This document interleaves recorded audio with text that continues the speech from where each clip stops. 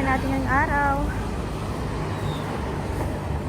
So ito po yung ating DA64V basic setup. So nga doon lang po ni buyer dito is yung kanyang brand new mags at saka tire. So two-tone, gray at saka black. Siyempre si buyer po ang pumili ng kanyang kulay. So ito po yung T60 engine, 12 valves, 3 cylinder. Siyempre brand new upholstery. Ayan, brand new ceiling.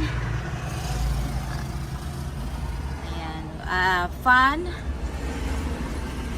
Start natin. So automatic transmission dito po, dito po yung kanyang gear. Ayan, LCD touchscreen, backing camera.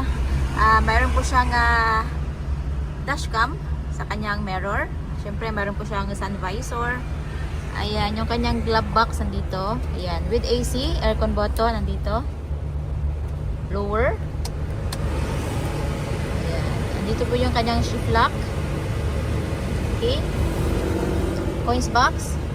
Cup holder nandito. So ayan, headlight adjustment dito.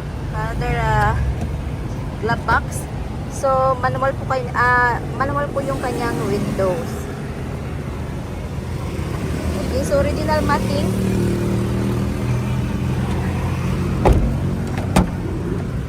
Second row.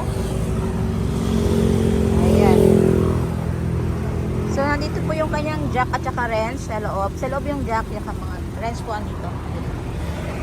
So napo-fold po natin ang ating seat. Hihilay lang po natin dito sa pahilya ng sandalan. At kung gusto po nating naka-label po dito sa head po, pwede din po yun. So ayan. So hindi po nagpa-add si Pai ng extra back seat. So later on po pwede naman yun. Okay.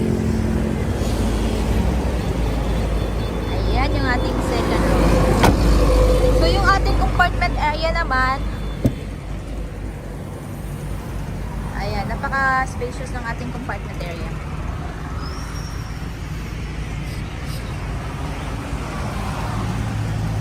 Okay.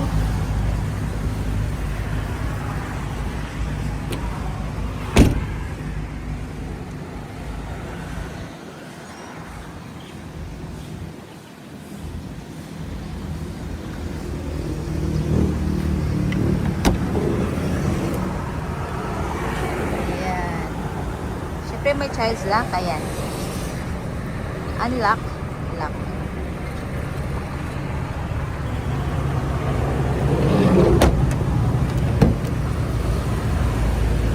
So ayan mga ka-DA, yung ating DA64V basic setup.